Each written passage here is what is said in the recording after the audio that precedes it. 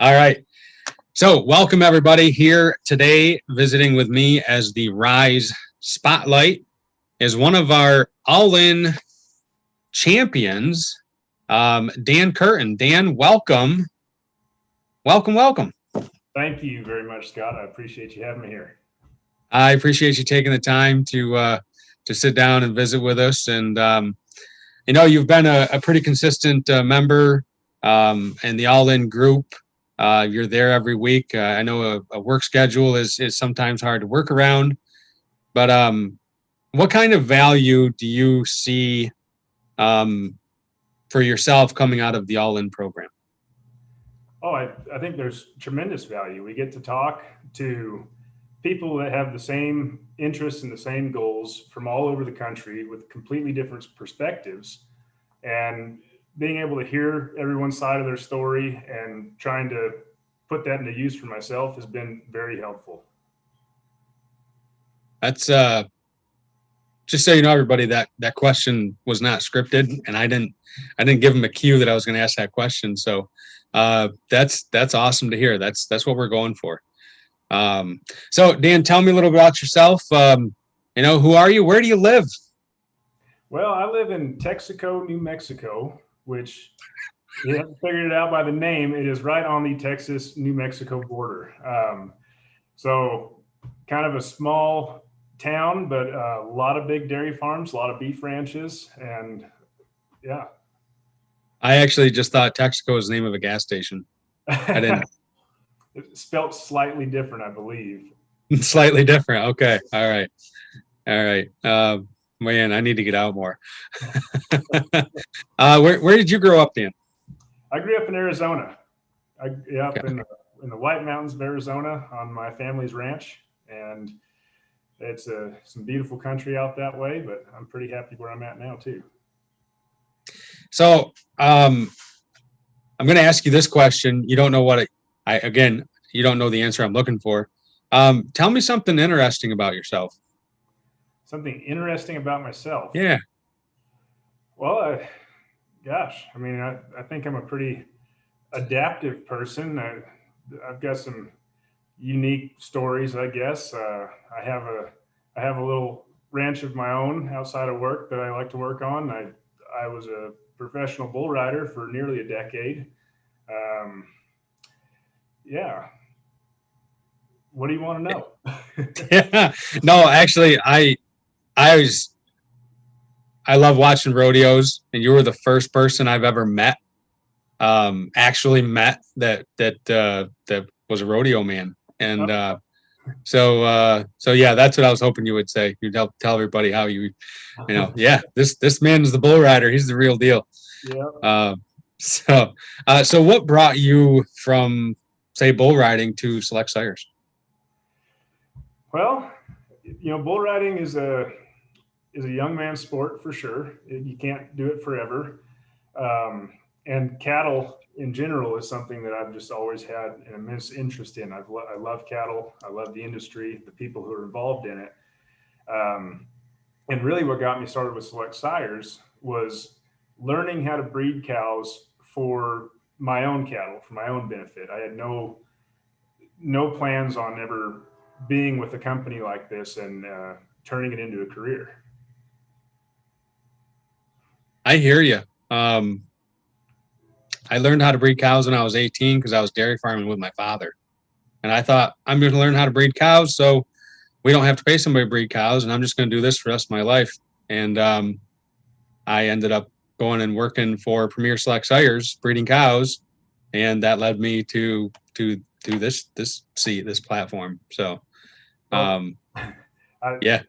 I got a really good friend of mine down in Arizona, and his grandfather, who I was pretty close with his whole family, but his grandfather bred cows for years and years and years.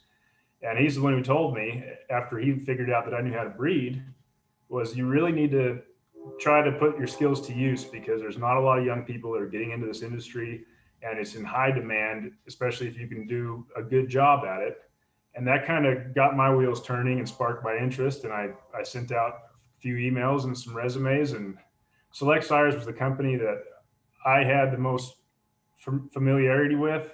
And I kind of waited, and they were the last people to respond, and they finally did. So I was really happy about that. And that took me to Western Washington from Arizona. So it was a pretty big change, but Pretty good, yeah. So Western Washington, your first foray into select sires was with All West, correct? yes, sir. So how long were you with All West? I was with All West for just over 3 years. 3 years. Yep. Yep. Yeah, up there in Western Washington, and it was an amazing experience. And honestly, going up there with All West and being with Select Sires, like just from the instant that I started, I knew that this was really something special and something that I wanted to continue to do. That's phenomenal. That's great. So then you ended up, you're now with Coba Select. Yes, sir. And so now you're back in Texaco, New Mexico. So what was how did that end up?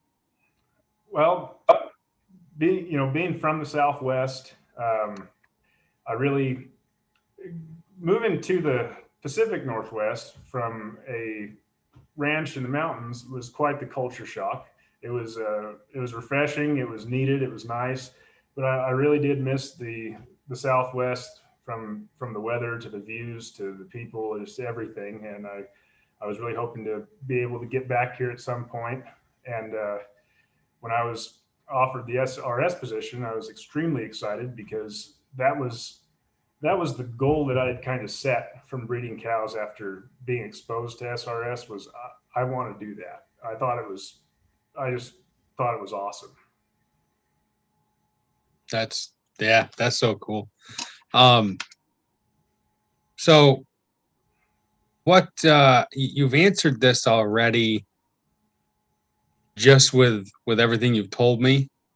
But just for the listeners, what is it that you love most about your job? Oh, it's kind of a loaded question. I mean, there's a lot of, I put in 600 and something miles on the road yesterday, and that can get kind of old and wear on you at times. But at the same time, that's the aspect of the job that I love. Going to a customer. Okay, so I guess one of the best things I would have to say is when a customer legitimately thanks you for what you were able to do for them. When they say that we see your passion and we see that you truly care about what you're doing, I think that's a pretty great feeling. It is. I don't think there's anything better in this line of work than that. That's congratulations, Dan. That's awesome. Yeah. So what agrarian products have you ever do you have experience with and have you seen success with? So BioCycle Plus, that's something that I have had in herds that I've bred before. And there was a time, so actually the herd that I had taken over was already using it. And when I took over, repro was going even better than it was before. Things were really cruising along, and they wanted to try to save a little bit of money, so they decided to pull the BioCycle Plus out, and things went downhill rather quick. It wasn't a complete and total train wreck, so to speak, but it was definitely a noticeable bump in the road. And not long after, we put it back in, and everything went right back to where it was beforehand. And I savvy myself a pretty good breeder, and I put in my best effort, show up all in every day. So when those numbers went down, and then we added the product back in, and they came back up almost instantly back to where everything was. It's like, okay, there's definitely something to this. And as far as I know, they're probably still on it today, but they definitely were the whole time that I was there.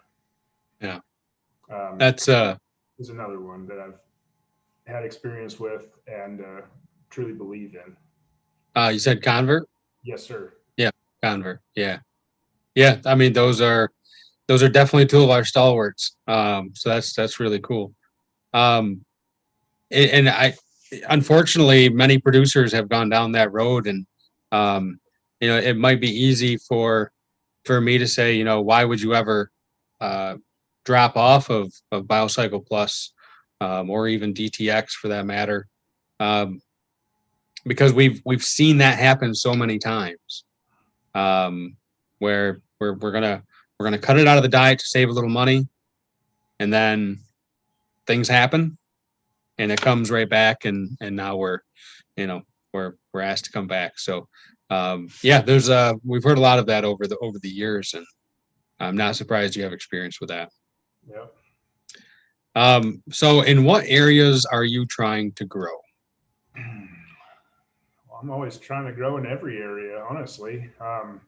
But I think, and this, again, it probably sound a little scripted, but honestly, the knowledge in the product world, we have so much to offer. And I have requested information. I have a lot of printouts and flyers that I've read and studied and tried to learn.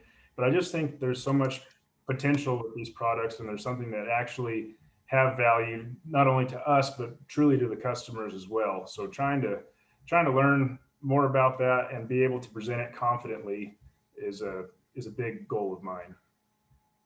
Okay, well, we will make that happen. So, Dan Curtin, we're going to take you off the hot seat. All right. And thank you again for taking the time. Thank you for being a part of the All In community. I know I certainly enjoy having you, and other people do appreciate the insights that you provide on the program. So I won't see you this next week. I'm going to be on a little vacation. Chad's going to guest host with Morgan, but I will see you again on the 4th of August. And since this isn't going to air until this happens, just so you know, Dan Curtin is going to be one of the hosts of All In on August 11th. Hey. So there you go. All right. Thanks for watching, everybody. And Dan, you have yourself a great night. You too, Scott. Thank you very much. See ya.